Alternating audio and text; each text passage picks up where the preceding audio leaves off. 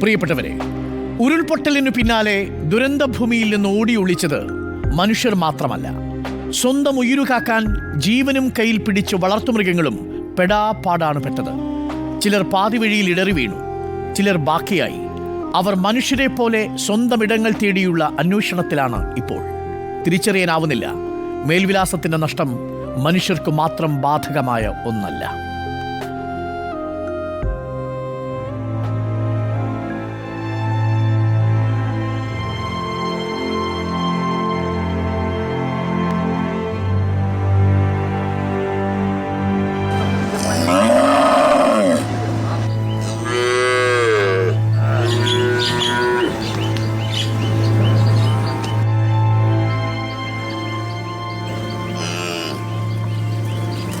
ദുരന്തത്തിന്റെ ആഘാതം വിട്ടുമാറിയതോടെ മനുഷ്യർ പലരും അവരുടെ സ്വന്തം ഇടങ്ങളിലേക്ക് വന്നു തുടങ്ങിയിരിക്കുകയാണ്.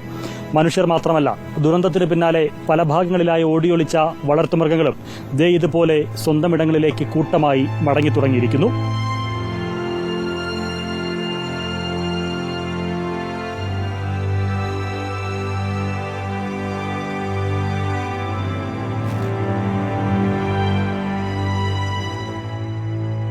ഇന്നലെ വരെ ഒറ്റ തിരിഞ്ഞു നടന്നിരുന്നവർ, ദുരന്തഭൂമിയിലെ ഒറ്റപ്പെട്ട ഇടങ്ങളിൽ തീർത്തും ഒറ്റപ്പെട്ടുപോയവർ, ഇന്ന് അവരും ഒരുമിച്ച് കൂടിയിരിക്കുകയാണ്. പരസ്പരം ഓരം ചേർന്ന് ചിലർ വേദനകൾ പങ്കുവയ്ക്കുന്നു. മറ്റു ചിലരുടെ കണ്ണുകളിൽ ഇപ്പോഴും ഭീതി നിഴലിച്ചു നിൽക്കുന്നു. ചിലരാകട്ടെ കരച്ചിലൊടുങ്ങാതെ ഇപ്പോഴും ആരെയൊക്കെയോ തിരഞ്ഞു നടപ്പാണ്.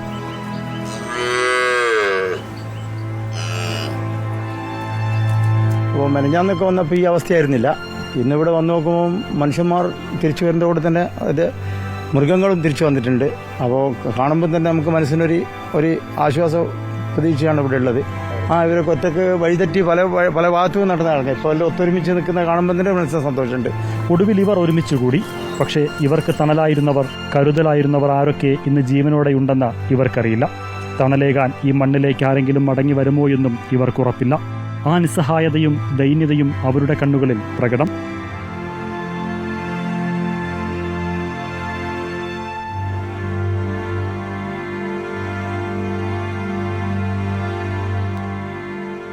വയനാട് മുണ്ടക്കയിൽ നിന്ന് ജിതിൻ ജോസഫിനും ക്രോസ്ബിനുമൊപ്പം reporter Al Ameen in reporter. ഉറ്റവരെ തേടിയുള്ള ഈ നിൽപ്പ് ഹൃദയം പിളർക്കും, കരൾ പിളർക്കുന്ന കാഴ്ചയാണ്. പാടികളിൽ, ലയങ്ങളിൽ തങ്ങളുടെ ഉറ്റവരുണ്ടാകുമെന്ന പ്രതീക്ഷയിൽ തിരികെ എത്തുമ്പോൾ അവരിൽ പലരും അവിടെ ഇല്ല എന്നതാണ് വാസ്തവം. ചിലർ ക്യാമ്പുകളിലുണ്ട്, ചിലർ മണ്ണു മറച്ചു കഴിഞ്ഞ മനുഷ്യരാണ്. ഇനി ഈ ജീവജാലങ്ങൾക്ക് ആരുണ്ട് ഉറ്റവരായി എന്നൊരു ചോദ്യം ബാക്കി നിൽക്കുന്നു. ഉരുൾപൊട്ടലുണ്ടായ വയനാട് മുണ്ടക്കയിൽ ഓപ്പറേഷൻ സൺറൈസ് വാലിയുടെ ഭാഗമായി നടത്തിയ തിരച്ചിലിൽ മനുഷ്യ ശരീരാവശിഷ്ടങ്ങൾ കണ്ടെത്തി. സ്ത്രീയുടെ മുടി ഉൾപ്പെടെ ശരീരാവശിഷ്ടങ്ങൾ 3 സ്ഥലങ്ങളിൽ നിന്നാണ് ലഭിച്ചത്. സൂചിപ്പാറയുടെ താഴ്വാരത്ത് സൺറൈസ് വാലിയിൽ 12 അംഗ സംഘം ആർമിയുടെ കെഡാവർ നായയുടെ സഹായത്തോടെയാണ് ഇന്ന് തെരച്ചിൽ നടത്തിയത്. നാളെയും ഈ മേഖലയിൽ തെരച്ചിൽ തുടരുമെന്നാണ് സൂചന. സൺറൈസ് വാലിയിലെ മലയിടുക്കുകളിലും വനാന്തരങ്ങളിലുമാണ് കമാൻഡോ സംഘത്തിന്റെ തെരച്ചിൽ. ആർമിയും സ്പെഷ്യൽ ഓപ്പറേഷൻ ഗ്രൂപ്പും ഫോറസ്റ്റും സംയുക്തമായാണ് പരിശോധന നടത്തിയത്. രാവിലെ കൽപ്പറ്റ SKMGHS മൈതാനിയിൽ നിന്നും ഇന്ത്യൻ എയർഫോഴ്സിന്റെ ഹെലികോപ്റ്ററിലാണ് സൺറൈസ് വാലിയിലേക്ക് ദൗത്യ സംഘം തിരിച്ചത്.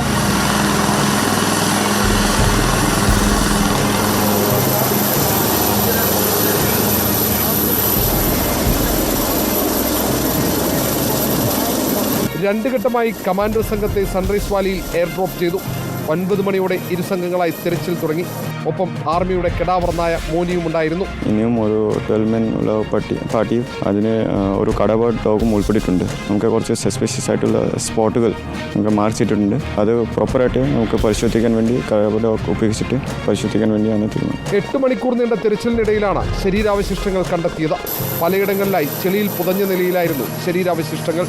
എയർലിഫ്റ്റ് ചെയ്ത ശരീരാവശിഷ്ടങ്ങൾ കൽപ്പറ്റയിൽ എത്തിച്ചു. സാഹസിക ദൗത്യം പൂർത്തിയാക്കിയാണ് ആർമിയുടെയും SOGയുടെയും കമാൻഡോമാർ തിരിച്ചെത്തിയിരിക്കുന്നത്. ഒരുപക്ഷേ മൃതദേഹാവശിഷ്ടങ്ങൾ ഇന്ന് കിട്ടിയ സാഹചര്യത്തിൽ നാളെയും തിരച്ചിൽ തുടരാനാണ് സാധ്യത. വീഡിയോ ജേർണലിസ്റ്റ് ബിപിൻ കുമാറിനൊപ്പം reporter R. Roshipal in reporter Wayanad. Wayanad ഉരുൾപൊട്ടലിൽ മരിച്ച് തിരിച്ചറിയാൻ കഴിയാത്ത 2 മൃതദേഹങ്ങളും 4 ശരീരഭാഗങ്ങളും ഇന്ന് സംസ്കരിച്ചു. പുത്തുമലയിലെ ശ്മശാനത്തിലാണ് സംസ്കാരം നടത്തിയത്.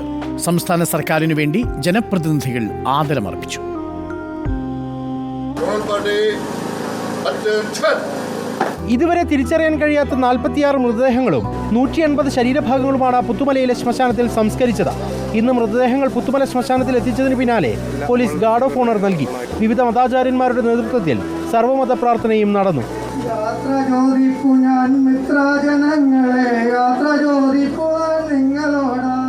ആരോഗ്യവകുപ്പിന്റെ ഒടുവിലെ കണക്കനുസരിച്ച് 414 മൃതദേഹങ്ങളുടെ പോസ്റ്റ്മോർട്ടം പൂർത്തിയായിട്ടുണ്ട്. ഇപ്പം നമുക്ക് ആരോഗ്യവകുപ്പ് തന്ന ഇന്നലെ വൈകുന്നേരം അപ്ഡേറ്റ് ചെയ്ത കണക്ക് എന്ന് പറയുന്നത് ശരീരഭാഗങ്ങളും ശരീരവും അടക്കം പോസ്റ്റ്മോർട്ടം കംപ്ലീറ്റ് ചെയ്ത് 414 ആണ്. അതിനുശേഷമുള്ള അപ്ഡേഷൻ വരാനുണ്ട്. വിവിധ മേഖലകളിൽ നടത്തുന്ന തെരച്ചിലുകളിൽ കിട്ടുന്ന മൃതദേഹ ഭാഗങ്ങളും വരും ദിവസങ്ങളിൽ DNA സാമ്പിളുകൾ ശേഖരിച്ച ശേഷം പുത്തുമലയിൽ സംസ്കരിക്കും.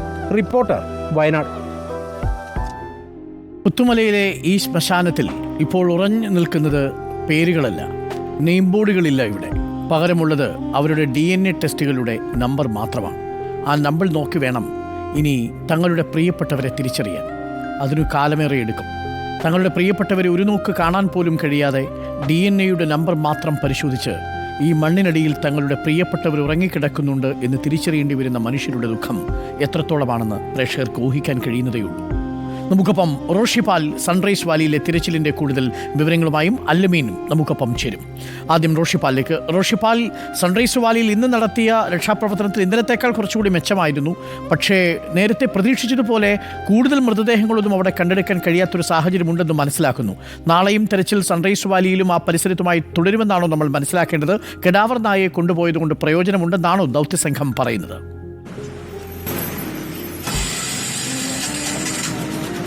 അരുൺകുമാർ, ഈ സൺറൈസ് വാലിയിലെ ആ മലയിടുക്കിലും വനാന്തരങ്ങളിലും നടത്തിയ പരിശോധന ആദ്യ ദിവസം 3 മണിക്കൂർ മാത്രമായിരുന്നു. ആ 3 മണിക്കൂർ പരിശോധനയിൽ ദുർഗന്ധം വമിക്കുന്ന ഇടങ്ങൾ അത് മാർക്ക് ചെയ്താണ് കമാൻഡോ സംഘം മടങ്ങിയത്. ഇന്ന് കെഡാവർ നായയുമായി അങ്ങോട്ടേക്ക് പോയപ്പോൾ ആ മാർക്ക് ചെയ്ത ഇടങ്ങൾ ഈ കെഡാവർ നായ മോനിയുടെ സഹായത്തോടെ അത് പരിശോധിച്ചു. ചിലയിടങ്ങളിൽ മോനി ചില കണ്ടെത്തലുകൾ അത് വീണ്ടും മാർക്ക് ചെയ്ത് അവിടെ മണ്ണ് നീക്കി ചെളി നീക്കി.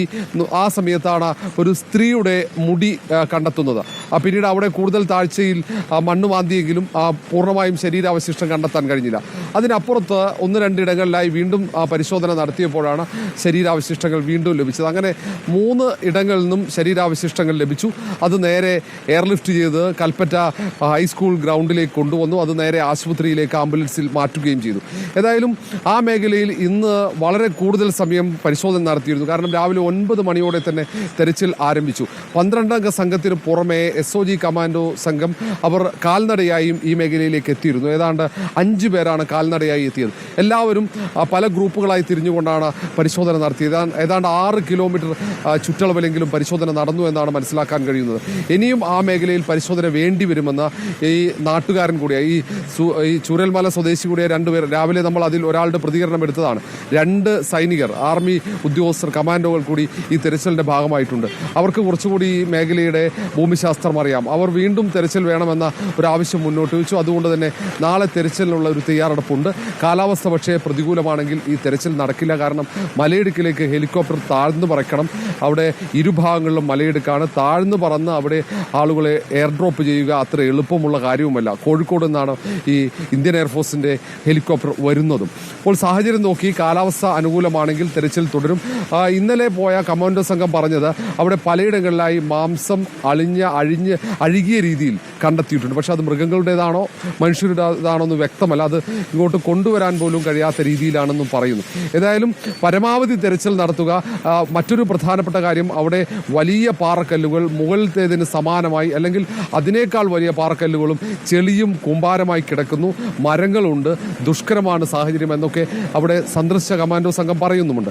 അതുകൊണ്ട് വെല്ലുവിളി നിറഞ്ഞ ഒരു ദൗത്യം ഏറ്റെടുത്താണ് 3-ാം ദിവസവും നാളെ ഈ സംഘം വീണ്ടും സൺറൈസ് വാലിയുടെ ആ വനാന്തരങ്ങളിലേക്ക് പോകുന്നത്.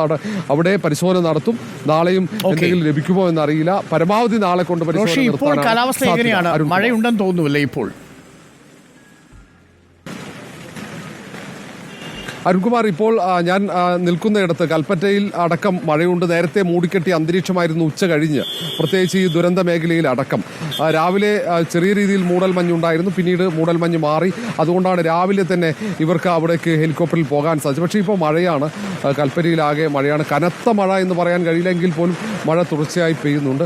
അത് ഈ തെരച്ചിലിനൊക്കെ വെല്ലുവിളിയാണ്. മണ്ണുമാന്തി യന്ത്രം ഉപയോഗിച്ചുള്ള തെരച്ചിലിന് പോലും വെല്ലുവിളിയാണ്. പ്രത്യേകിച്ച് ഇനി തെരച്ചിൽ നടക്കേണ്ട മേഖല ഈ സൂചിപ്പാറ വെള്ളച്ചാട്ടത്തിന് താഴെയുള്ള 18 കിലോമീറ്ററാണ്. ചെറിയൊരു കാറ്റും മഴയുമൊക്കെയാണ്. ഇപ്പോൾ കൂടുതൽ മഴ ശക്തമാകുന്നുമുണ്ട്. Okay, thank you Rishipal. ഋഷിപാലാണ് സൂചിപ്പാറയിലും സൺറൈസ് വാലിയിലുമുള്ള ഇന്നത്തെ പ്രത്യേക ദൗത്യ സംഘത്തിൻ്റെ തെരച്ചിലിൻ്റെ വിവരങ്ങൾ പ്രേക്ഷകരിലേക്ക് എത്തിച്ചത്.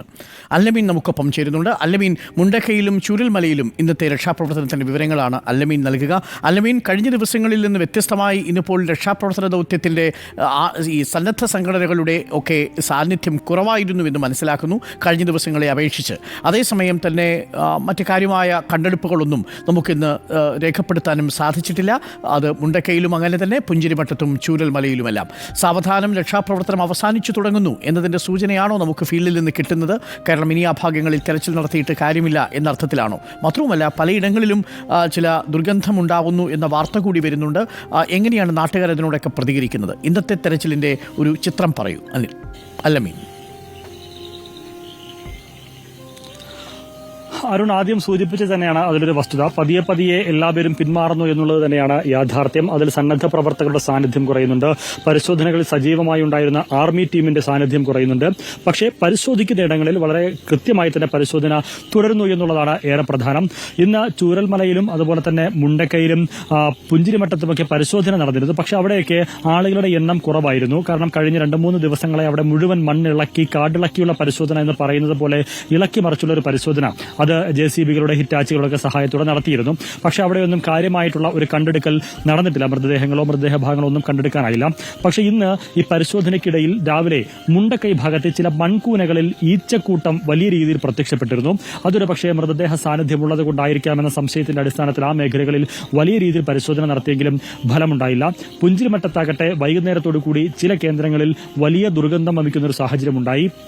അതും ഈ പറഞ്ഞതുപോലെ ഒരു പക്ഷേ മൃതദേഹ സാന്നിധ്യത്തിന്റെയോ മൃതദേഹ ശരീരഭാഗങ്ങൾ ഉള്ളത് കൊണ്ടോ ആയിരിക്കാം എന്നൊരു സംശയം വന്നു. അവിടെയും റസ്ലീഫ് നമുക്കൊപ്പം ചേരുന്നുണ്ട്. ഒരു പ്രേക്ഷകരാണ് അദ്ദേഹം, വയനാട്ടിൽ നിന്നാണ് നമുക്കൊപ്പം. നമസ്കാരം റസ്ലീഫ്. Hello sir. നമസ്കാരം. Good evening sir. Very good evening Rasleef. എവിടെയാണ് വയനാട്ടിൽ? ഞാൻ കണ്ണൂരാണ് സർ. കണ്ണൂരാണ്. ഞാൻ 2 ദിവസം കൊണ്ട് വയനാട്ടിലുണ്ടായിരുന്നേ. തെരച്ചിലിന്റെ ഭാഗമായിരുന്നോ റസ്ലീഫും? യെസ്. ഞാൻ വെറ്റ്ഗാർഡ് അംഗമാണ് സർ. ഞാൻ വെറ്റ്ഗാർഡ് കൂത്തോണ്ട് നിയോജകമണ്ഡലം വെറ്റ്ഗാർഡിന്റെ ക്യാപ്റ്റൻ ആയിരുന്നു സർ. എത്ര ദിവസം ഉണ്ടായിരുന്നു വയനാട്ടിൽ? ഞാൻ 2 ദിവസം ഉണ്ടായിരുന്നു. എനിക്ക് കൈ വേദന ആയതുകൊണ്ട് ഞാൻ തിരിച്ചു വന്നതാണ്. ഞാൻ പ്രിയപ്പെട്ട വി എസ് രഞ്ജിത്തിന്റെ ഫ്രണ്ട് കൂടിയാണ്. റിപ്പോർട്ടർ. ഞാൻ പറയുന്നത് ഞങ്ങൾ ഇവിടുന്ന് കേൾക്കുന്നതെല്ലാം നേരിട്ട് പോയിട്ട് അവിടെ കാണാൻ കഴിയുന്നുള്ള വളരെ സങ്കടകരമായ ഒരു കാര്യമാണ് സർ. അതെ റസ്ലീഫ്, സങ്കടകരമാണ്. വളരെ സങ്കടകരമാണ്. നമ്മൾ വിചാരിക്കാൻ അപ്പുറത്തെ കാര്യങ്ങൾ അവിടെ നടക്കുന്നുണ്ട് എന്നുള്ളതാണ് നമ്മൾ നേരിട്ട് കണ്ടപ്പോഴേക്ക് മനസ്സിലായത്. പുനരധിവാസം ഇപ്പൊ അവിടെ എല്ലാവർക്കും പ്രഖ്യാപിക്കുന്നുണ്ട്. ഇപ്പോ നമ്മുടെ പാർട്ടി മുസ്ലിം ലീഗ് അതിന്റെ കൃത്യമായ സമാഹരണം നടത്തുന്നുണ്ട്, യൂത്ത് കോൺഗ്രസ് നടത്തുന്നുണ്ട്, ഗവൺമെന്റ് നടത്തുന്നുണ്ട്, എല്ലാവരും നടത്തുന്നുണ്ട്. പുനരധിവാസം എന്ന് പറയുമ്പോൾ സർ അവിടെ ഏറ്റവും പ്രധാനപ്പെട്ട വേണ്ടത് അടുത്ത വീട് വെച്ച് കൊടുക്കാന്ന് മാത്രമല്ല, വീട്ടിലെ എല്ലാ ഉപകരണങ്ങളും ആ വീട്ടിൽ സാധ്യമായി കൊടുക്കാന്നുള്ള സർ. അതെ, അങ്ങനെ തന്നെയാണ് റസ്ലീഫ്. ഒരു ആവാസ വ്യവസ്ഥയെ നമുക്ക് പുനഃസൃഷ്ടിക്കണം എന്നാണ് നമ്മൾ സർക്കാരിനോടും ആവശ്യപ്പെട്ടിരിക്കുന്നത്. സർക്കാർ അത് പരിഗണിക്കുമെന്ന് തന്നെയാണ് നമ്മുടെ പ്രതീക്ഷ. കാരണം ഒരു വീട് മാത്രം വെച്ചു കൊടുക്കുന്ന ഒരു ഇഷ്ടിക കുമ്പാരമല്ലല്ലോ അവർക്ക് ആവശ്യം. താങ്ക് യു റസ്ലീഫ്, പറഞ്ഞത് ശരിയാണ്. Thank you റസ്ലീഫ്. റസ്ലീഫിനെ പോലെയുള്ള നിരവധി സന്നദ്ധ പ്രവർത്തകർ ഈ ഫീൽഡിൽ ഉണ്ടായിരുന്നു കഴിഞ്ഞ കുറേ ദിവസങ്ങളിൽ. അല്ലമീൻ, തുടരാം.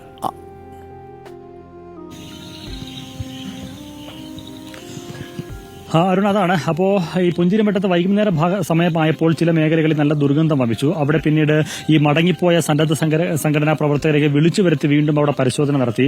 മൃതദേഹ സാന്നിധ്യമുണ്ട് എന്ന സംശയത്തിന്റെ അടിസ്ഥാനത്തിൽ ഈ മൃതദേഹമൊക്കെ എടുക്കുന്നതിന് വേണ്ടി, സംസ്കരിക്കാൻ കൊണ്ടുപോകുന്നതിന് വേണ്ടിയുള്ള ആളുകളെയൊക്കെ അവിടേക്ക് വരുത്തിക്കുകയും ചെയ്തു. പക്ഷേ അവിടെ ആ പരിശോധനയിൽ ഒന്നും കണ്ടെത്താനായില്ല.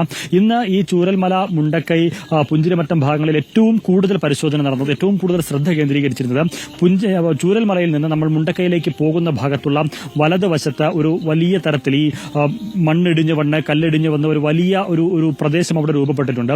അവിടെ ഏതാണ്ട് ഒരു 20 അടിക്ക് മുകളിലായി മണ്ണടിയുകയും ചെയ്തിട്ടുണ്ട്, പാറക്കൂട്ടങ്ങൾ അടിയുകയും ചെയ്തിട്ടുണ്ട്. കഴിഞ്ഞ ദിവസങ്ങളിലേക്ക് അവിടെ വലിയ രീതിയിൽ പരിശോധന നടന്നിരുന്നു. പക്ഷേ ഇന്നലെ നടന്ന റഡാർ പരിശോധനയിൽ, ഐബോർഡ് പരിശോധനയിൽ, ജിയോ ടാഗിംഗ് പരിശോധനയിൽ അവിടെ 12 സ്പോട്ടുകളിൽ സിഗ്നൽ ലഭിച്ചിരുന്നു. ആ സിഗ്നൽ ഇന്നലെ മാർക്ക് ചെയ്തിരുന്നു. ആ ഇടങ്ങളിൽ ഇന്ന് രാവിലെ മുതൽ തന്നെ 13 ഹിറ്റാച്ചികളും JCBകളും ഒരേ സമയം പ്രവർത്തിച്ചുകൊണ്ട് മണ്ണ് മാറ്റി പരിശോധിക്കുന്ന ഒരു പ്രവൃത്തിയാണ് ഇന്ന് നടന്നിരുന്നത്. ഏതാണ്ട് 150ഓളം ഫയർഫോഴ്സ് ഉദ്യോഗസ്ഥരും സിവിൽ ഡിഫൻസിന്റെ ആളുകളും ഒക്കെ രംഗത്തിറക്കിയായിരുന്നു അവിടെ പരിശോധന നടത്തിയത്. ഈ JCBയുടെ ബക്കറ്റുകളിൽ, യന്ത്രക്കൈകളിൽ മണ്ണ് കോരിയെടുത്ത് സാവധാനമാണ് ആ മണ്ണ് തട്ടുന്നത്.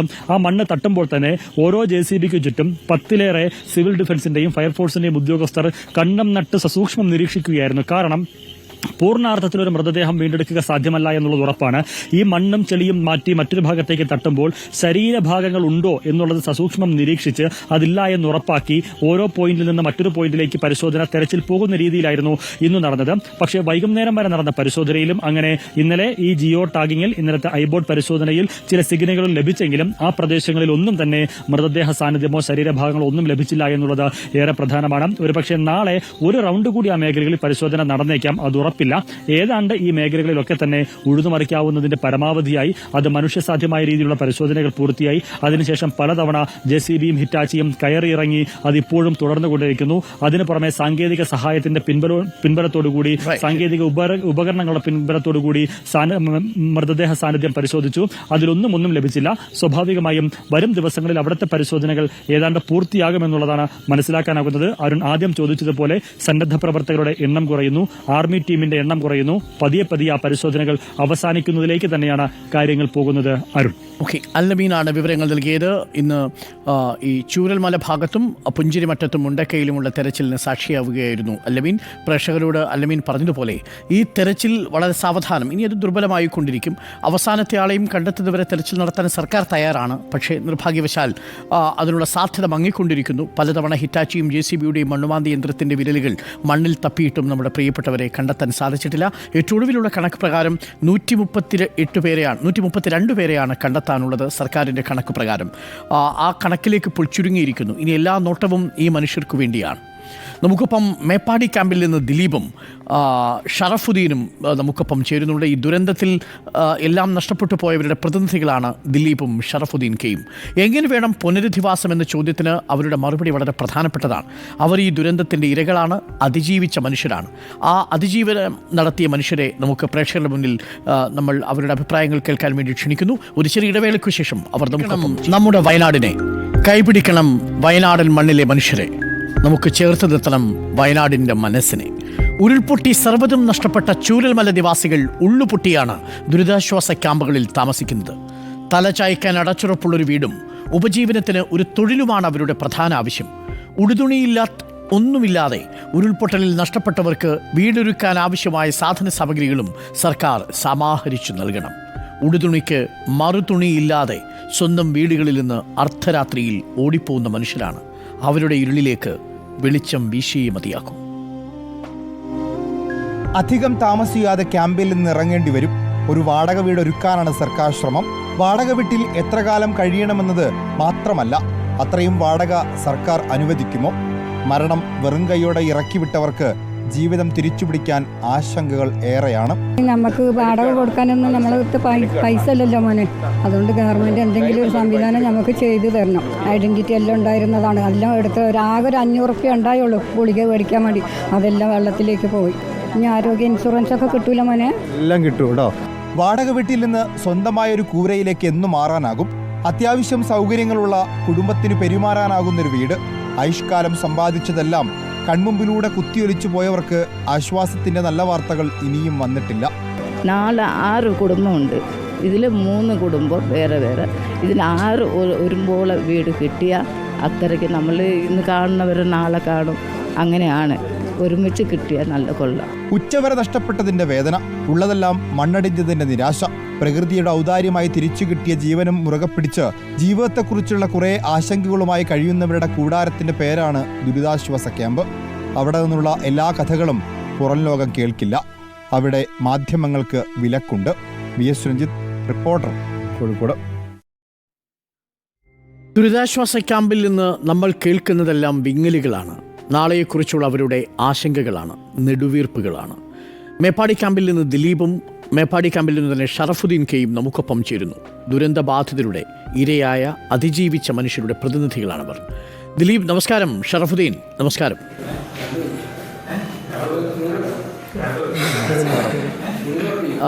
ദിലീപ് മേപ്പാടിയിൽ ആണ്, ഇപ്പോൾ ക്യാമ്പിലാണ്. ദിലീപ് എവിടെയായിരുന്നു? മുണ്ടക്കയിലായിരുന്നു അതോ ചൂരൽമലയിലായിരുന്നു? ഞാൻ ചൂരമലയിലായിരുന്നു. ഓക്കെ, ചൂരമല HS റോഡിലായിരുന്നു. HS റോഡിലായിരുന്നു. വീട് പൂർണ്ണമായും പോയോ? വീട് മൊത്തമായി പോയി. വീടിൻ്റെ ഒരു അവശിഷ്ടങ്ങളൊന്നും ഞാൻ കണ്ടിട്ടില്ല.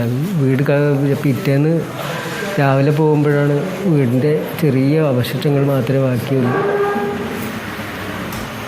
ദിലീപിൻ്റെ വീട്ടുകാരൊക്കെ എങ്ങനെയാണ്? അവർ സുരക്ഷിതരാണോ? സാറേ, വീട്ടുകാർ, ഞാനും എൻ്റെ കുടുംബം എന്ന് പറയുന്നത് ഞാനും എൻ്റെ 3 മക്കളും ഒരു ഏട്ടനുമാണ് ആ വീട്ടിൽ താമസിച്ചിട്ടുണ്ടായിരുന്നത്.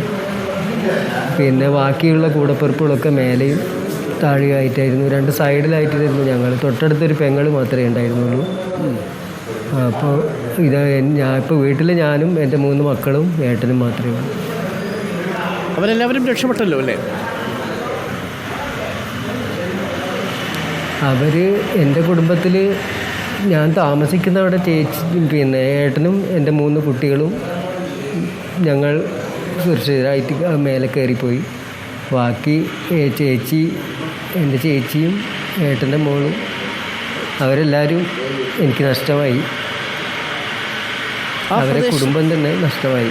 എനിക്കത് ആ ഒരു നിങ്ങളുടെ ആയിരിക്കുന്ന ഭാഗം മുഴുവൻ ഇല്ലാതായെന്ന് തോന്നുന്നു, വീടും ആ പറമ്പുമെല്ലാം.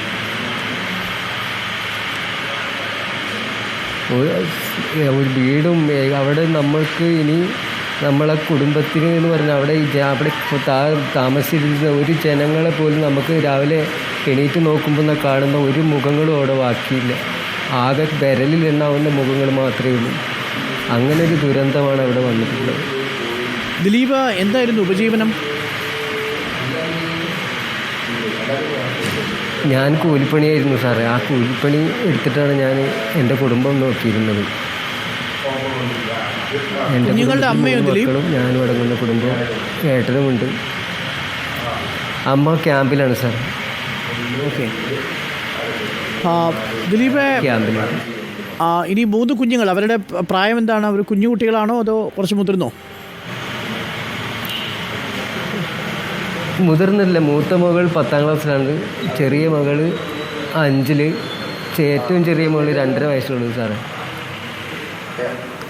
ഓക്കെ, വീട് സ്വന്തമായിരുന്നല്ലോ അല്ലേ ദിലീപിൻ്റെ? ആ, വീട് സ്വന്തമായിരുന്നു. അവിടെ നിന്ന് എനിക്ക് വീടിന്ന് ആ ഉരുൾപൊട്ടിയതിന് ശേഷം ഞാൻ രാവിലെ അതിലേക്ക് കയറി പോയി നോക്കുമ്പോൾ എനിക്ക് ബാക്കി കിട്ടിയത് എൻ്റെ അമ്മയും അച്ഛനെയും ഒരു ഫോട്ടോ മാത്രമേ. ശരിയാവും ദിലീപ്, ആ ഒരു ഫോട്ടോ മാത്രമേ എൻ്റെ കയ്യിൽ ബാക്കിയുള്ളൂ.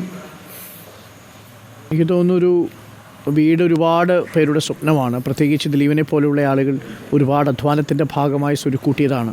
തീർച്ചയായും ആ വീടിന് പകരം ഒരു നല്ല വീട് ദിലീപിന് കിട്ടും. എത്ര സെൻറ്റ് ഉണ്ടായിരുന്നു ദിലീപിന് അവിടെ പ്രോപ്പർട്ടി ആയിട്ട്? അത് 45 സെൻറ്റ് ഉണ്ടായി. അതിൽ ഇനിയിപ്പോൾ കൃഷി എന്തെങ്കിലും ചെയ്യാൻ കഴിയുമോ അവിടെ? അവിടെ ഇനി ഒന്നും സാധ്യമല്ല സാറേ. അങ്ങോട്ട് പോകാൻ തന്നെ പറ്റും തോന്നുന്നില്ല.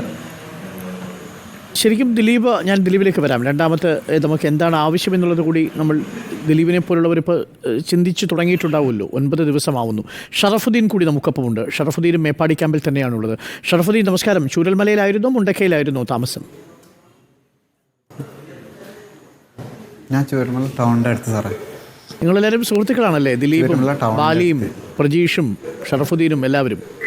ഞങ്ങൾ 2 പേരും ഒപ്പമാണ് വർക്ക് ചെയ്യണത്. എല്ലാവരും ഞങ്ങൾ അയൽവാസികളും സുഹൃത്തുക്കളും പാടെയാണ്.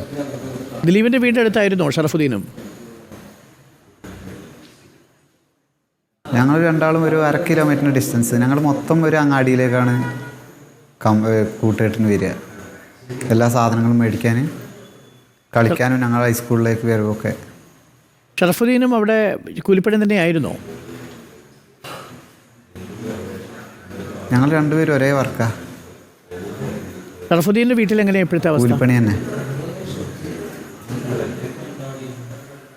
എൻ്റെ വീട്ടിൽ തന്നെ നമ്മൾ ചെറിയൊരു വീട് നമ്മളെ ശിവക്ഷേത്രത്തിൻ്റെ ഇപ്പുറത്ത്, പുഴൻ്റെ ഇക്കര സൈഡ്, ടൗണിൻ്റെ പുറകിൽ. രാത്രി ഏകദേശം ഒരു 1:30 മണിയോടുകൂടിയാണ് നിങ്ങളിത് അറിയുന്നത് അല്ലേ? നിങ്ങൾ അന്ന് ഉറങ്ങിയിട്ടുണ്ടാവില്ല, ഈ ശബ്ദം കേട്ടുണരുകയായിരുന്നു ചെയ്തത് ഷറഫുദ്ദീൻ? ഇല്ല, ഞാൻ വീട്ടിൽ പെട്ടെന്ന് എന്തോ ഒരു വൈബ്രേഷൻ കേട്ടിട്ട് വീട് ഇങ്ങനെ കുലുങ്ങുന്നുണ്ടായിരുന്നു. ഫസ്റ്റ് അവിടുന്ന് പൊട്ടി വരുമ്പോൾ മുണ്ടക്കയിൽ അവനെ പുറത്തിറങ്ങി വാതിൽ തുറന്നതും വീടിൻ്റെ അകത്തേക്ക് മൊത്തം വെള്ളം സ്പ്രെഡായി. അതിൽ കുഞ്ഞുങ്ങളൊക്കെ അങ്ങനെ കറങ്ങിപ്പോയി വെള്ളത്തിൽ. മൊത്തത്തിൽ പിടിച്ച് ഒതുക്കി നിർത്തി ആ വെള്ളം ഒറ്റ പോക്ക്. അപ്പോൾ ഫസ്റ്റ് പാലത്തിൽ ചെളികളൊക്കെ വന്ന് ബ്ലോക്കായപ്പോൾ അത് ഫില്ലാകാനുള്ള ഒരു ടൈം, അവിടുന്ന് മേലെ വരെ ഇത്രയും വലിയ കുഴികൾ ഫില്ലാകാനുള്ള ഒരു ടൈമിലാണ് ഞാൻ ഓടി രക്ഷപ്പെട്ട്. വീട്ടിൽ ആരൊക്കെ ഉണ്ടായിരുന്നു ഷറഫുദ്ദീൻ ആ സമയത്ത് രക്ഷപ്പെടുമ്പോൾ? ഞാനും വൈഫും 2 മക്കളും തന്നെ ഉള്ളൂ. കുട്ടികളുടെ പ്രായം എത്രയാണ് ഷറഫുദ്ദീൻ? മൂത്തതിന് 13, രണ്ടാമത്തേതിന് 9. ഓക്കെ. ഇപ്പം നിങ്ങൾ എല്ലാവരും ക്യാമ്പിലാണല്ലേ, കുഞ്ഞുങ്ങളടക്കം? എല്ലാവരും ക്യാമ്പിൽ. ഇനി എവിടെ പോവും? ഇനി എന്തെങ്കിലും ഒന്നും ആവണ്ടേ. അവിടെ എത്ര സെന്റ് ഉണ്ടായിരുന്നു സ്ഥലം വീട്ടിൽ? നമുക്ക് 10 സെന്റും വീടും. വീട് പൂർണ്ണമായും പോയോ ഷറഫുദ്ദീൻ? ബാക്കി ഒന്നുമില്ലാതെ, അടയാളം പോലും ഇല്ലാതെ പോയോ വീട്? ഒക്കെ അവിടെ മൊത്തം അങ്ങനെ ആയിട്ടില്ല. മൊത്തം അവിടെ ചെളിയും ഇതെല്ലാം വന്ന് വിറകും എല്ലാം അടഞ്ഞിട്ട് അവിടെ വാസയോഗ്യം ഇല്ലാതായിപ്പോയി. മറ്റേ വീടിൻ്റെ ഒക്കെ സാധനങ്ങളും എല്ലാം വന്നിട്ട് അതിൻ്റെ മേലെ കിടക്കണേ ചുറ്റും. ദിലീപ്, നിങ്ങൾ ഈ 8-9 ദിവസമായി ക്യാമ്പിലാണല്ലോ. അപ്പോൾ ഒരു 3-4 ദിവസമായിട്ടെങ്കിലും നിങ്ങൾ ആലോചിക്കുന്നത് ഇനി ഇവിടെ നിന്ന് ഇറങ്ങി എങ്ങോട്ട് പോകുമെന്നാണോ? അതല്ല നിങ്ങൾക്ക് കിട്ടാൻ പോകുന്ന ഒരു വിവിധ പദ്ധതികളെക്കുറിച്ചൊക്കെ പറയുന്നു. എന്താണ് യഥാർത്ഥത്തിൽ നിങ്ങൾ ഈ ക്യാമ്പിനുള്ളിലുള്ളവർ സംസാരിച്ചിട്ടുണ്ടാവുമല്ലോ, നിങ്ങളുടെ ആശങ്കകൾ പരസ്പരം പങ്കുവച്ചിട്ടുണ്ടാവുമല്ലോ. അവിടെയുള്ളവരൊക്കെ എന്താണ് പ്രധാനമായും പറയുന്നത് ദിലീപിനോടും, അതേപോലെ ദിലീപ് അവരോടും ഒക്കെ സൂചിപ്പിക്കുന്നത് എന്താണ്? നിങ്ങളുടെ ഉള്ളിലുള്ള ഇപ്പോഴത്തെ ഒരു ഏറ്റവും പ്രധാനപ്പെട്ട ഒരു ആശങ്കയും ടെൻഷനും എന്താണ് ദിലീപ്?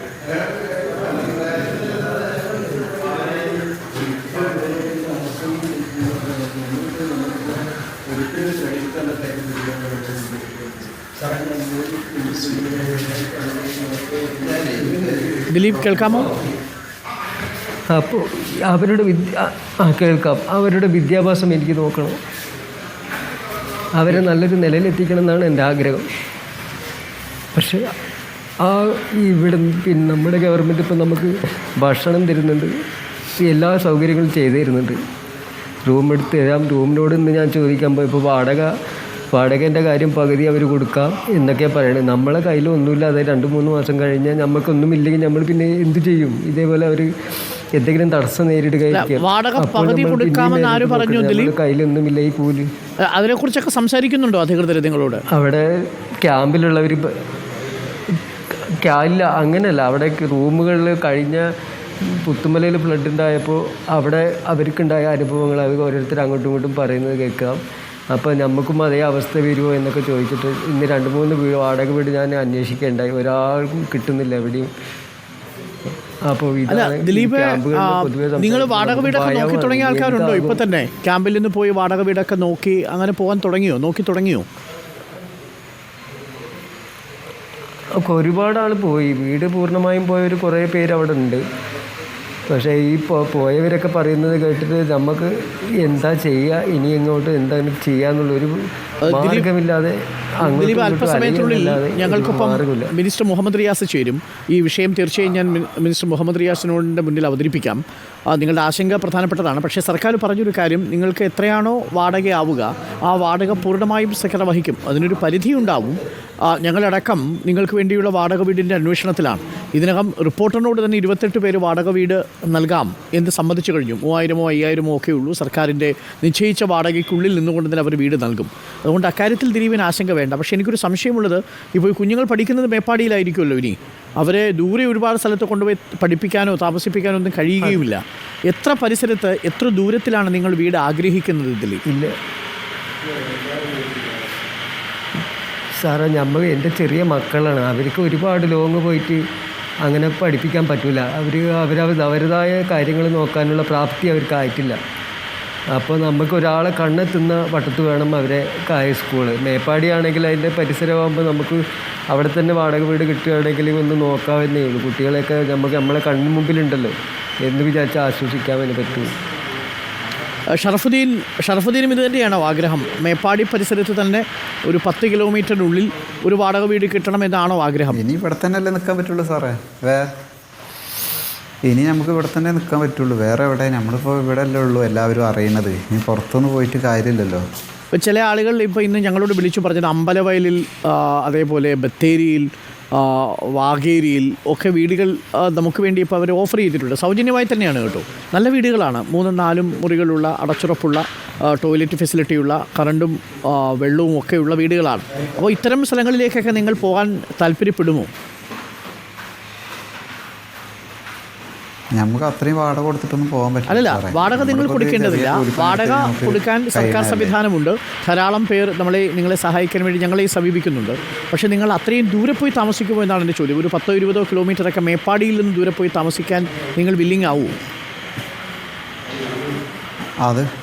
അത് കഴിയൂല സാറേ. പിള്ളേരിപ്പോൾ പഠിക്കുന്നത് എന്താ വെച്ചാൽ അവിടെ നിന്ന് കുറച്ച് പേര് ഇങ്ങോട്ടാണ് പഠിക്കുന്നത്. കുറച്ച് സാമ്പത്തികമുള്ള ആൾക്കാരൊക്കെ കൂലിപ്പണി എടുക്കുന്നത് മേപ്പാടിയാണ് പഠിപ്പിക്കുന്നത്. അപ്പോൾ അവരും എൻ്റെ മക്കളൊക്കെ അറിയണവരാകുമ്പോൾ ഇവിടെ അല്ലേ പറ്റുള്ളൂ. പുതിയൊരു സ്ഥലത്ത് പോയി കഴിഞ്ഞാൽ ചിലപ്പോൾ അവരങ്ങനെ ക്ലിയർ ആയിരിക്കണമെന്നില്ലല്ലോ. പക്ഷെ അപ്പോൾ ഷറഫുദ്ദീൻ ഒരു സംശയമുള്ളത്, ഇപ്പോൾ മേപ്പാടി പരിസരത്ത് ഈ 500ഓളം വീടുകൾ കണ്ടെത്തുക ബുദ്ധിമുട്ടാവില്ലേ?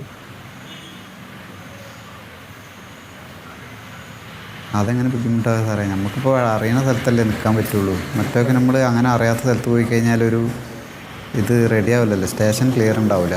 പരമാവധി 10 കിലോമീറ്റർ ചുറ്റളവിൽ വേണം അല്ലേ ഷറഫുദ്ദീൻ? ഈ മേപ്പാടിൻ്റെ അകത്ത് അതന്നെ വേണം. നമ്മളിതിൻ്റെ അകത്താണല്ലോ ഫുൾ വർക്ക് ചെയ്യണം. മേപ്പാടി, കൽപ്പറ്റ. അതെ അതെ. വർക്കിന് പോകണ മാതിരിയാണല്ലോ. പിള്ളേർ പഠിക്കുമ്പോൾ അതിൻ്റെതായ പ്രശ്നങ്ങളുണ്ടല്ലോ.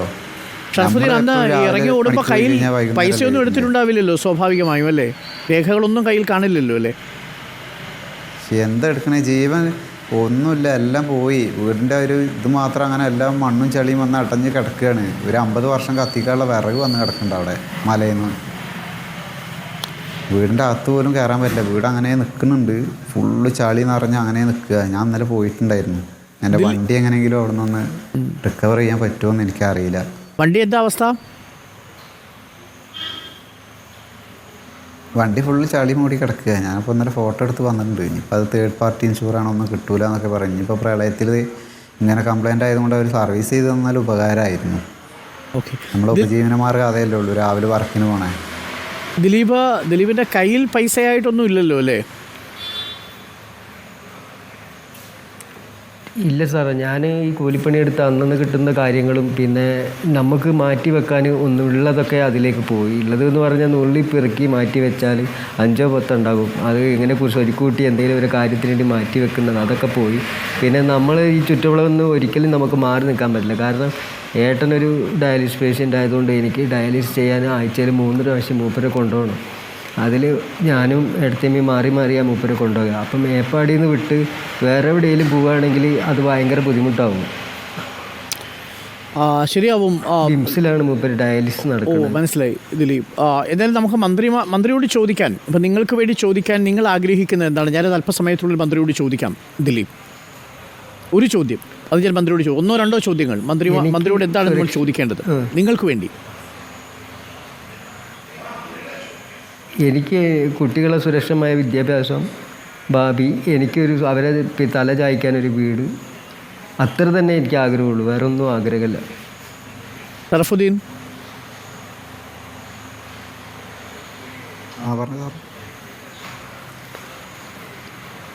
നമ്മളെന്താ ചോദിക്കേണ്ടത് മന്ത്രിയോട്? അല്പസമയത്തിനുള്ളിൽ മിനിസ്റ്റർ മുഹമ്മദ് റിയാസ് നമുക്കൊപ്പം ചേരും. നിങ്ങളുടെ പുനരധിവാസം തന്നെയാണ് നമ്മൾ ചർച്ച ചെയ്യുന്നത്. അപ്പോൾ മിനിസ്റ്ററോട് എന്താണ് ഞാൻ ചോദിക്കേണ്ടത് നിങ്ങൾക്ക് വേണ്ടി? ഞങ്ങൾക്ക് വേണ്ടി നമ്മളെ ഇപ്പോൾ അവിടെ വേറെ എന്ത് പറയാനാ? എല്ലാവർക്കും ഓരോ വീട്, അവരുടെ സുരക്ഷിതത്വം, അതുമാത്രമേ എല്ലാവർക്കും സാറിനോട് പറയാനുണ്ടാവും. മന്ത്രി സാറിനോട് നമുക്ക് പറയാനുള്ള അത്രയേ ഉള്ളൂ. എല്ലാവർക്കും അവരുടേതായ സ്വപ്നങ്ങളെല്ലാം പൊലിഞ്ഞു പോയി നിൽക്കുന്നവർക്ക് തല ചായ്ക്കാനൊരു വീട്. അവരെ കുട്ടികളുടെ വിദ്യാഭ്യാസം മാത്രമേ നമ്മളെ മുമ്പിലുള്ള ഒരു വഴിയുള്ളൂ. ദിലീപ്, ഇപ്പോൾ എങ്ങനെയാണ് ക്യാമ്പിലെ ഒരു അവസ്ഥ? എല്ലാവരും നിങ്ങൾ പരസ്പരം അറിയുന്നവരാണല്ലോ അല്ലേ? ഒരുപാട് നഷ്ടപ്പെട്ടു പോയ പ്രിയപ്പെട്ടവരെ, ഒരുപാട് നഷ്ടപ്പെട്ടു പോയവരൊക്കെ അവരുടെയൊക്കെ ഒരു മാനസികാരോഗ്യത്തിലേക്കൊക്കെ അവർ തിരിച്ചു വന്നിട്ടുണ്ടോ ആ ഒരു ഭയത്തിൽ നിന്ന്? ഇല്ല സാറേ, അങ്ങനെ ഭയങ്ങളുള്ള ആ ഭയത്തിൽ തന്നെയാണ് എല്ലാവരും. അവർക്ക് നാളെ പുറത്തിറങ്ങിയാൽ എന്ത് എന്നുള്ള ചോദ്യം ഇപ്പോഴും അവരെല്ലാ കണ്ണുകളിലും ആ സങ്കടവും നമുക്ക് വായിക്കാറിയാം. എൻ്റെ പോലെ തന്നെ എല്ലാവരും അതുപോലെ ഇതേ അനുഭവിച്ചിട്ട് വരുന്നവർ ഇഷ്ടം പോലെ ആ ക്യാമ്പിൽ ഞാൻ കാണുന്നുണ്ട്. അപ്പോൾ അവർക്കും ഈ ഒരു ആവശ്യം തന്നെ ആയിരിക്കുമല്ലോ, എന്നെ പോലെ ഒരു ആവശ്യം തന്നെ ആയിരിക്കുമല്ലോ അവർക്കും. നിങ്ങൾ ഈ വൈകുന്നേരങ്ങളിലൊക്കെ അവിടെ പ്രത്യേകിച്ച് ചൂരൽമലയിലെ ആ ഗ്രാമത്തിലെ അങ്ങാടിയിൽ വന്നിരുന്ന് വർത്തമാനം പറയുകയും തമാശ പറയുകയൊക്കെ ചെയ്തൊരു വലിയ കൂട്ടമുണ്ടായിരുന്നു. അവരിൽ പലരും ഇപ്പോൾ നിങ്ങളുടെ കൂടെ മേപ്പാടി ക്യാമ്പിലുണ്ടോ? ചിലരെയൊക്കെ നിങ്ങൾക്ക് നഷ്ടപ്പെട്ടു, ബാലിയെ പോലെയൊക്കെ ഉള്ളവരെ, പ്രജീഷിനെ പോലുള്ളവരെയൊക്കെ നിങ്ങൾക്ക് നഷ്ടപ്പെട്ടു. പക്ഷേ ബാക്കിയുള്ള ആൾക്കാരൊക്കെ ഇപ്പോൾ ഉണ്ടോ ആ ക്യാമ്പിൽ? ക്യാമ്പിൽ ഒരുപാട് ആളുണ്ട്. പക്ഷേ 3-4 ക്യാമ്പായതുകൊണ്ട് കുറച്ച് പേര് നമ്മൾ എന്നും വൈകുന്നേരവും അല്ല കാണുന്നവർ കുറച്ച് പേരുണ്ട് ക്യാമ്പിൽ. പക്ഷേ നമുക്ക് ഏറ്റവും വിലപ്പെട്ട നമ്മൾ വെള്ളാർമല സ്കൂൾ ഗ്രൗണ്ടും പാലവും, ആ പാലത്തു നിന്നൊക്കെ ഞങ്ങൾ വൈകിട്ട് സംസാരിച്ച് പണി കഴിഞ്ഞ് കുറച്ച് നേരം നിന്ന് സംസാരിച്ചൊക്കെ പിരിയുന്ന ആൾക്കാരാണ്. അത് ആ സ്വപ്നങ്ങളൊക്കെ ഇനി സ്വപ്നങ്ങൾ മാത്രമായി മാറുകയാണ് സാർ. നിങ്ങൾ ആ സ്കൂൾ ഗ്രൗണ്ടിൽ കളിക്കാൻ പോയിരുന്നു അല്ലേ? കളിക്കാനൊക്കെ പോവും? എൻ്റെ 6ാമത്തെ വയസ്സിലാണ് ഞാൻ അവിടെ ആ വീടെടുത്തിട്ട് അങ്ങോട്ട് മാറുന്നത്. അത് മുതൽ ഈ ഇന്നലെ വരെ, ഈ ഫ്ലഡ് ഉണ്ടാവിൻ്റെ തൊട്ട് മുമ്പ് വരെ നമ്മളെന്നും കാണുന്ന ഗ്രൗണ്ടും സ്കൂളും എൻ്റെ അവിടെ പ്രിയപ്പെട്ട മാഷുമാർ അവരൊക്കെ എപ്പോഴും വീട്ടിൽ വരികയും എല്ലാ കാര്യങ്ങളും അന്വേഷിച്ച് മക്കളെ പഠിപ്പ് കാര്യങ്ങളൊക്കെ അന്വേഷിക്കുന്ന ആൾക്കാരാണ്. കുടുംബം പോലെ കഴിഞ്ഞൊരു ഗ്രാമം തന്നെ ഇല്ലാതെ. ശരിയാവും ദിലീപ്, എല്ലാം ശരിയാവണം. എല്ലാ മുറിവുകളും ഉണങ്ങും. കാലത്തിന് ഉണക്കാൻ പറ്റാത്തൊരു മുറിവ് അവശേഷിക്കുന്നില്ല ദിലീപ്. സർക്കാരുണ്ട്, സമൂഹമുണ്ട്, എല്ലാ രാഷ്ട്രീയ കക്ഷികളും കക്ഷി രാഷ്ട്രീയ ഭേദമന്യേ നിങ്ങൾക്കൊപ്പമുണ്ട്. നമുക്കൊരു മാതൃകാപരമായൊരു പുനരധിവാസത്തിന് ശ്രമിക്കാം. റിപ്പോർട്ടറിൻ്റെയും ശ്രമം അതാണ്. ഞങ്ങളും അതിന് പിന്നിൽ തന്നെയുണ്ട്. തീർച്ചയായും സർക്കാർ വാക്കു പാലിക്കും. നിങ്ങൾക്ക് വേണ്ടി ധാരാളം ആളുകൾ പണം അയക്കുന്നുണ്ട് സർക്കാരിൻ്റെ ദുരിതാശ്വാസ ഫണ്ടിലേക്ക്. അത് നിങ്ങൾക്ക് തന്നെ കിട്ടുമെന്ന് നമ്മളെല്ലാവരും ഉറപ്പ് വരുത്തുകയും ചെയ്യും.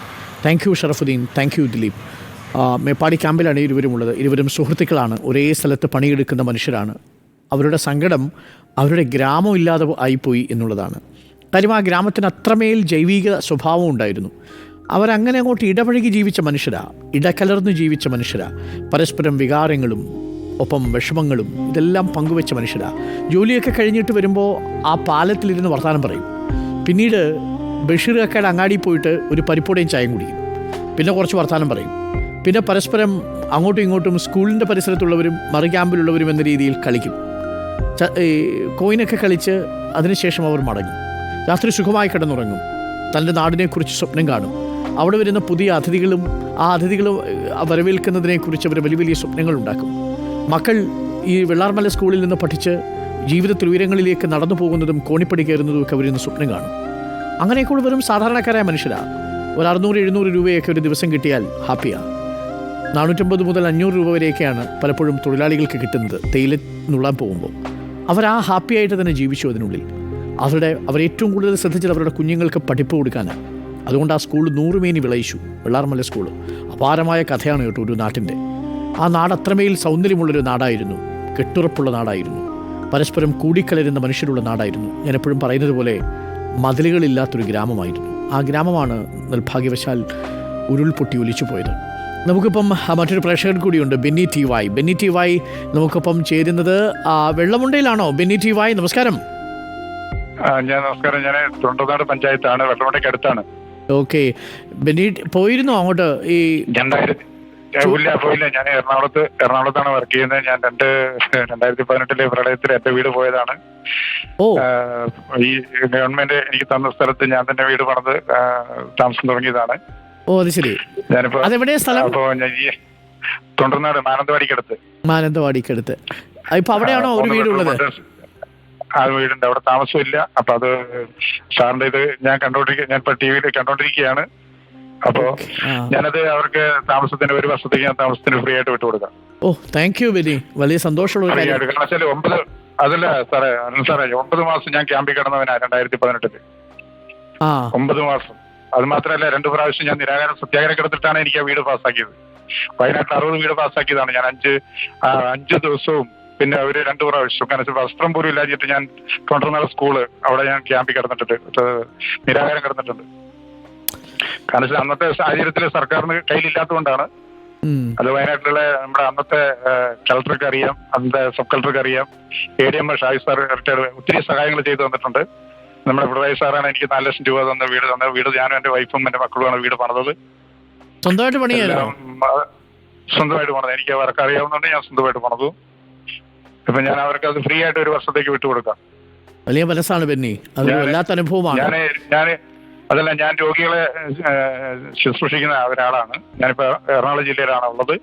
അവിടെ എന്റെ വീട്ടിൽ ഇപ്പൊ താമസിക്കാൻ അവിടെ അത് അടച്ചുപൂട്ടിയിരിക്കുന്നതാണ്. ഓക്കെ, ഞാൻ 1 വർഷത്തേക്ക് ഫ്രീ ആയിട്ട് വിട്ടുകൊടുക്കും. തീർച്ചയായിട്ടും ബെന്നി, അത് സന്തോഷമുള്ളൊരു കാര്യം. ഞങ്ങൾ ആ മേൽവിലാസം എഴുതിയെടുത്തിട്ടുണ്ട്. തീർച്ചയായും അത് മാത്രമല്ല അരുൺ സാർ, ഒരു കാര്യമുണ്ട്. അവിടെ മക്കൾ ഇപ്പൊ നേരത്തെ ദിലീപ് സംസാരിക്കുന്നത് ഞാൻ കേട്ടു. അപ്പൊ നമ്മുടെ തൊണ്ടർനാട് അവിടെ തന്നെ സ്കൂള്, +2 സ്കൂളുണ്ട്, മറ്റേ LP സ്കൂളുണ്ട്, മുറ്റത്തിനടുത്ത് തന്നെ. ഓ ശരി, എല്ലാ സൗകര്യവും. ഇത് എവിടെയാ സ്ഥലം? ഇത് കൃത്യം സ്ഥലം ഇത് തൊണ്ടർനാട്, മറ്റേ നമ്മള് മാനന്തവാടി കുറ്റിയാടിക്ക് പോകുന്ന റൂട്ട്. ഓക്കെ ഓക്കെ, ഞങ്ങൾ എന്തായാലും ആ മേൽവിലാസം എഴുതിയെടുത്തിട്ട് ദിലീപിന് താല്പര്യമുണ്ടെങ്കിൽ അങ്ങോട്ട് പോകാം. പക്ഷേ ദിലീപ് മേപ്പാടിയാണ് ആഗ്രഹിക്കുന്നത്. പക്ഷേ ആർക്ക് വേണമെങ്കിലും ഒത്തിരി ആൾക്കാരില്ലേ, 10,000 വീടിന്റെ ആവശ്യമുണ്ടല്ലോ. ഉണ്ട്, ഡെഫിനറ്റ്ലി ഉണ്ട്. വലിയ ലിസ്റ്റാണ് നമ്മൾ തയ്യാറാക്കുന്നത്. അതിൽ ഒത്തിരി ഞാനും ഒത്തിരി കഷ്ടപ്പെട്ടതാണ്. 3 മക്കളെ കൊണ്ട് ഞാൻ ഒത്തിരി കഷ്ടപ്പെട്ടതാണ്. 3 ബെഡ്റൂമും ഒരു സിറ്റ് ഔട്ടും ഒരു ഡൈനിങ് ഹാളും 2 ബാത്റൂമും ഉണ്ട്, അടുക്കളയും ഉണ്ട്. ഒന്ന് പുറത്താണ് ബാത്റൂമും, ഒന്ന് അകത്ത്. ഓ സന്തോഷം ബെന്നി. അത് വിവരം ഞങ്ങൾ എനിക്ക് ക്യാഷായിട്ട് എനിക്ക് അവർക്കൊന്നും കൊടുക്കാനില്ല. വേണ്ട, ഇത് തന്നെ വലിയ കാര്യമാണ്. ഇത് ക്യാഷിനൊക്കെ വലുതാണല്ലോ ഈ മനസ്സ് ബെന്നി. കാശൊക്കെ എന്ന് പറയുന്നത് ഇന്ന് ഒരു നാളെ പോവും, അത്രേ ഉള്ളൂ. വീട്ടിൽ എല്ലാ സമയത്തും നിങ്ങളുടെ എല്ലാം ഞാൻ കണ്ടോണ്ടിരിക്കുകയായിരുന്നു. എനിക്ക് വിഷമമുണ്ട്, സങ്കടമുണ്ട്, ഞാൻ അനുഭവിച്ചതല്ലേ. എനിക്കറിയാം ബെന്നി, എനിക്ക് ആ അനുഭവം നമ്മൾ ആ ക്യാമ്പിൽ പോയപ്പോൾ എനിക്കത് വ്യക്തമായി. ഒരു ചേട്ടൻ എന്നെ ചേർത്ത് പിടിച്ചിട്ട് എന്താ പറഞ്ഞതറിയോ ബെന്നി? 29 വർഷം സൗദി പണിയെടുത്തതാണ് ഞാൻ. എന്നിട്ട് അത് ആ സ്വത്ത് മുഴുവൻ സ്വരുക്കൂട്ടി മക്കളുടെ പഠിപ്പിനും വീടിനും വേണ്ടി ചിലവാക്കി. മക്കളുടെ പഠിപ്പ് നന്നായി, അവർ രക്ഷപ്പെട്ടു. പക്ഷേ ആ വീട് പൂർണ്ണമായിട്ടും ഇല്ലാതെ പോയി. സാറേ എങ്ങനെ ഞാൻ സഹിക്കുമെന്ന് ചോദിച്ചു. എൻ്റെ 29 വർഷമാണ് സാറേ ഒരൊറ്റ ഉള്ളിൽ പൊളിഞ്ഞു പോയെന്ന് പറഞ്ഞ്. അത് നമുക്ക് മനസ്സിലാവും. നൗഫലിന്റെ ഇന്നലെ കണ്ടു 11 പേര് എല്ലാം പോയിട്ട് വന്നിരിക്കുന്നതൊക്കെ ഞാൻ കണ്ട് എനിക്ക് സങ്കടമായിപ്പോയി. അതെ, താങ്ക് യു ബെന്നി, സന്തോഷം. ഞങ്ങളേതായാലും ബെന്നിയുടെ ഈ 3 ബെഡ്റൂമുള്ള ഈ വീടിന്റെ കാര്യം സർക്കാരിനെ അറിയിക്കും. തീർച്ചയായിട്ടും താങ്കളെയും ഞങ്ങൾ ആ ലിസ്റ്റിൽ തന്നെ ഉൾപ്പെടുത്തും. Thank you. ശ്രീ ബെന്നിയാണ് നമുക്കൊപ്പം ചേർന്നത്. ഒന്ന് ആലോചിച്ച് നോക്കൂ, സമാനമായ സാഹചര്യത്തിൽ ഉരുളുപൊട്ടി എല്ലാം നഷ്ടപ്പെട്ടൊരു മനുഷ്യൻ സർക്കാർ 9 മാസം ക്യാമ്പിൽ കഴിഞ്ഞ മനുഷ്യനാണ്. ആ ക്യാമ്പിൻ്റെ ദുഃഖവും വിഷമവും പരിമിതിയും എന്താണെന്ന് ആ മനുഷ്യനും കുടുംബത്തിനും അറിയാം. അവർ സ്വന്തമായിട്ട് ഇറങ്ങി അങ്ങ് വീടുണ്ടാക്കി. ആ വീടാണ് ഇപ്പോൾ സമാനമായ രീതിയിൽ തങ്ങളുടെ ജീവിതത്തിൻ്റെ അതേ നിലയിൽ തന്നെ വന്നുപെട്ടിരിക്കുന്ന മനുഷ്യർക്ക് നൽകാമെന്ന് ഉറപ്പ് നൽകുന്നത്. മനുഷ്യരെന്നൊക്കെ പറഞ്ഞാൽ ഇങ്ങനെയല്ലേ നമ്മുടെ നാട്. ഇത് അപാരമായ കരുത്തുള്ളൊരു നാടായിട്ടോ നമ്മുടേത്. നമുക്ക് അഹങ്കരിച്ചില്ലെങ്കിലും അഭിമാനിക്കാൻ ഏറെയുണ്ട് നമ്മുടെ നാടിനെക്കുറിച്ച്. ഒരു ചെറിയ ഇടവേളയ്ക്ക് ശേഷം തിരികെ വരാം. വീണ്ടെടുക്കണം വയനാടിനെ, ഉയരുകൊടുക്കണം വയനാടിന്. പുഞ്ചിരിമട്ടത്തെ ഉരുൾപൊട്ടലിൽ ഫുട്ബോളർ ഷർബിൽ ആലേക്കലിന് നഷ്ടമായത് സ്വന്തം വീട് മാത്രമല്ല, ഹൃദയം പോലെ കൊണ്ടു നടന്ന തൻ്റെ മെഡലുകൾ കൂടിയാണ്. ഉറ്റവരെ ജീവനോടെ കിട്ടിയെന്ന ആശ്വാസത്തിനോടൊപ്പം എല്ലാം തിരികെ പിടിക്കുമെന്ന ശുഭാപ്തി വിശ്വാസമാണ് ഈ യുവ ഫുട്ബോളറെ മുന്നോട്ട് നയിക്കുന്നത്. ഞങ്ങളുടെ പ്രതിനിധി ദീപക് മലയമ്മ തയ്യാറാക്കിയ റിപ്പോർട്ട് കാണാം. ചൂരൽമലയിലാണ് നിൽക്കുന്നത്, ദുരന്ത ഭൂമിയിലാണ്. പക്ഷേ കാഴ്ചകളെല്ലാം വേദനിപ്പിക്കുന്നതാണ്. എനിക്കൊപ്പം ഇപ്പോൾ ഒരാൾ കൂടി ചേരുന്നുണ്ട്. ആളെ പരിചയപ്പെടുത്തുകയാണെങ്കിൽ ഷബിൽ ആലക്കൽ അല്ലേ? ഷബിൽ, കാലിന് പരിക്കുണ്ട്, ലിഗമെന്റ് ഇഞ്ചറി ആയിട്ടുണ്ട്. ഒരു ഫുട്ബോളറാണ് ഷബിൽ? അതെ, ഫുട്ബോളറാണ്. എന്താ നിലവിലൊരു സാഹചര്യം എന്താണ്? ഇപ്പോൾ ലിഗമെന്റ് ഒരു മാസം റെസ്റ്റ് വേണമെന്ന് പറഞ്ഞേ. എന്നിട്ട് MRI എടുത്തിട്ട് വേണം സർജറി വേണോ അല്ലേ നോക്കാൻ വേണ്ടിയിട്ട്. ഇതൊക്കെ എവിടുന്ന ഇപ്പം കയ്യിലേക്ക് കിട്ടിയിരിക്കുന്നത്? വീടൊക്കെ ഏകദേശം ഫുള്ളായിട്ട് പൊളിഞ്ഞ് പോയിട്ടുണ്ട്. അപ്പോൾ ഇന്ന് ഫയൽസും കാര്യങ്ങളും ഒന്നും എടുത്തിട്ടില്ല, ഡോക്യുമെൻറ്റ്സ് ഒന്നും. അപ്പോൾ അത് കിട്ടുമോ നോക്കാൻ വേണ്ടിയിട്ട് പോയതാണ്. അപ്പോൾ ഈ ചളിയിൽ നിന്നാണ് ഇതൊക്കെ എടുത്തത്. ശിക്ഷിച്ചത് ഇത് മാത്രം? ശിക്ഷിച്ചത് ഇത് മാത്രം. പിന്നെ അന്ന് വൈകിട്ട് ഒരു 9 മണി വരെ എൻ്റെ കൂടെ ഫ്രണ്ട്സും കാര്യങ്ങളൊക്കെ ഉണ്ടായിരുന്നു. അന്ന് വൈകിട്ട് ഗ്രൗണ്ടിൽ കളിച്ച് 9 മണി വരെ ചിരിച്ച് കളിച്ചുണ്ടായ ഫ്രണ്ട്സ് രാവിലെ ആകുമ്പോഴത്തിന് ഒരു 8ഓളം പേര് പോയിട്ടുണ്ട്. നമ്മൾ ഈ കാണുന്ന ഗ്രൗണ്ട് തന്നെയായിരുന്നു നിങ്ങളുടെ ഹോം ഗ്രൗണ്ട്? അതെ, ഇത് തന്നെയായിരുന്നു ഹോം ഗ്രൗണ്ട്. ചെറുപ്പം മുതൽ ജനിച്ച മുതൽ ഇവിടെ കളിച്ചു വളർന്നതും എല്ലാം. ഷബീലിൻ്റെ കയ്യിൽ കുറേ മെഡലുകളൊക്കെ കാണുന്നുണ്ട്. ഇത് മണ്ണ് പിടിച്ചു പോയിട്ടുണ്ട്, പക്ഷേ അത്രയും കാലം തുടച്ചു എനിക്ക് കൊണ്ടു നടന്നതായിരിക്കും. ഇഷ്ടപ്പെട്ട് ഇത്ര കാലത്ത് അധ്വാനം എല്ലാം ഒരു രാത്രി കൊണ്ട്. ഏതൊക്കെ മേഖലകളിലേക്ക് ഷബീലിന് ഈ സമയം കൊണ്ട് എത്തിപ്പെടാൻ പറ്റി?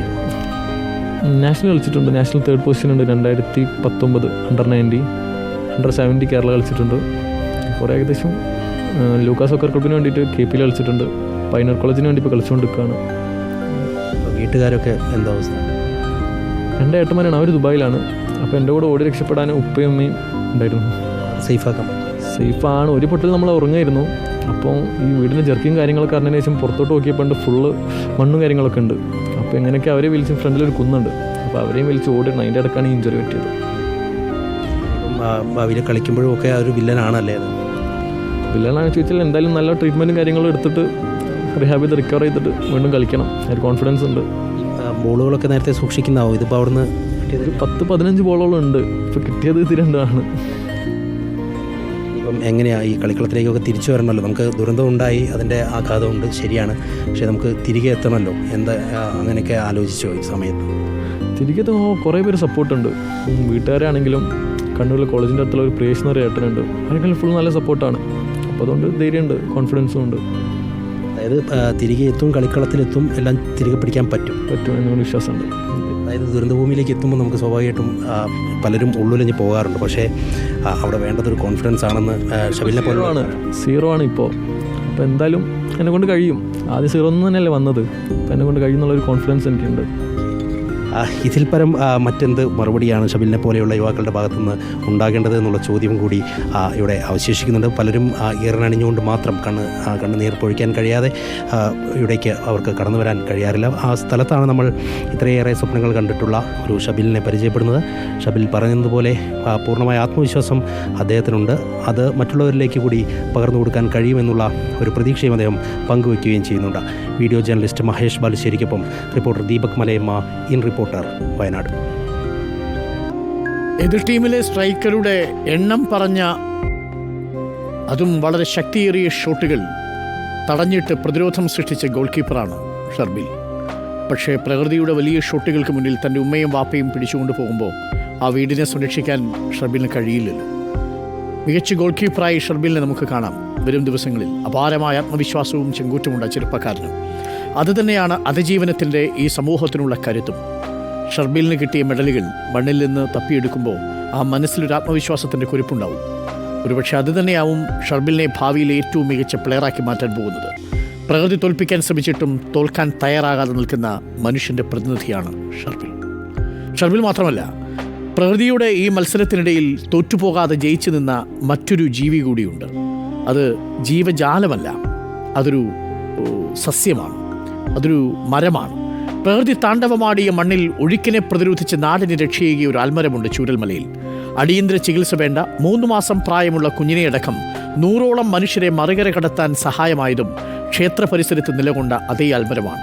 ക്ഷേത്രം കടപുഴകിപ്പോയിട്ടും ഈ മരം കടപുഴകാതെ നിന്നതുകൊണ്ട് കുറേ മനുഷ്യർ ആ മരത്തിൽ വലിച്ചു കിട്ടിയ വടങ്ങളിലൂടെ മറുകരയിലെത്തി ജീവൻ തിരികെ പിടിച്ചു.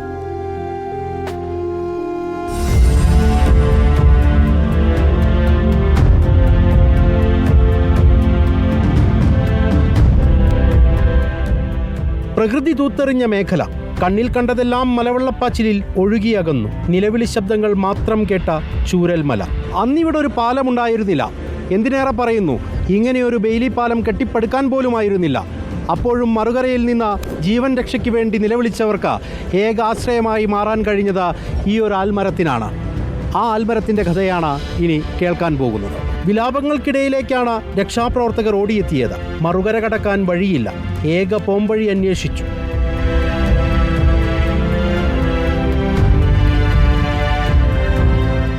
ഇവിടെ ഏക ഉണ്ടായിരുന്നത് ഈ ഒരു ആൽമരം മാത്രമാണ്. ചുറ്റും ഒരു മരങ്ങളുമില്ല.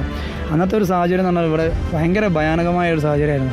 ഏത് സമയത്ത് ഉരുള് പൊട്ടാം, ആൾക്കാർ അവിടുന്ന് കരഞ്ഞുകൊണ്ട് ഉറക്കെ വിളിച്ചു പറയേണ്ട അങ്ങോട്ട് എങ്ങനെയെങ്കിലും ഒന്ന് കടക്കണം, ആ ഒരു സാഹചര്യമായിരുന്നു. കേരള ഫയർഫോഴ്സിന്റെ റോപ്പ് റെസ്ക്യൂ ടീമിലുള്ള നിഖിൽ 3 മാസം മാത്രം പ്രായമുള്ള കുഞ്ഞുമായി നദി കുറുകെ കടന്നു.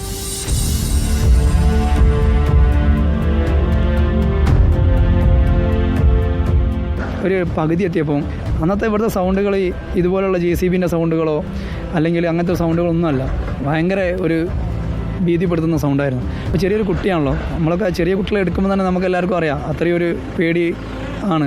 അപ്പോൾ ഈ കുട്ടീനെ സത്യം പറഞ്ഞാൽ അറിയാതെ മുറുക്കി പിടിച്ച്, എൻ്റെ കയ്യിൽ നിന്ന് ഒരിക്കലും ഇത് കുട്ടി വീണ് പോകരുത് എന്നുള്ളത് കൊണ്ടാണ് ഞാൻ മുറുക്കി ഇങ്ങനെ പിടിച്ചിട്ടാണ് ഞാൻ അക്കരെ വരെ പോയത്. ആ ഒരു വെള്ളത്തിൻ്റെ ഭാഗം കഴിഞ്ഞപ്പോഴാണ് സത്യം പറഞ്ഞാൽ ശ്വാസം നേരെ വീണത്. അപ്പോൾ നമ്മൾ അറിയാണ്ട് ആ കുട്ടീൻ്റെ കൊട്ടയ്ക്ക് ഒന്ന് ഉമ്മ വെച്ച് പോയി. ഡ്യൂട്ടി കഴിഞ്ഞ് മടങ്ങുമ്പോൾ എന്താണ് മനസ്സിലെന്ന് നിഖിലിനോടൊന്ന് ചോദിച്ചു. ആൽമരത്തെ മറക്കാൻ കഴിയില്ലെന്ന മറുപടി.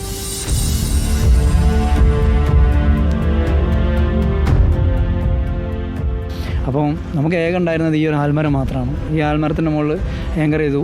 അതേപോലെ അക്കരെ 2 JCB ഉപയോഗിച്ചിട്ട് അവിടെ ആങ്കർ ചെയ്തു. അവർ ആ JCB ആയാലും ഈ ആൽമരായാലും നമുക്ക് ഒരിക്കലും മറക്കാൻ കഴിയില്ല. എല്ലാം തുടച്ചു നീക്കിയ പ്രകൃതി ഈ ആൽമരത്തെയെങ്കിലും ചൂരൽമലയ്ക്കായി ബാക്കി വെച്ചില്ലായിരുന്നുവെങ്കിൽ രക്ഷാപ്രവർത്തനവും ഏറെ വൈകിയേനെ. പ്രകൃതിയാണ് സർവവും എന്നതിന് ഇനിയും ഒരു ഉദാഹരണം വേണ്ടിവരില്ല.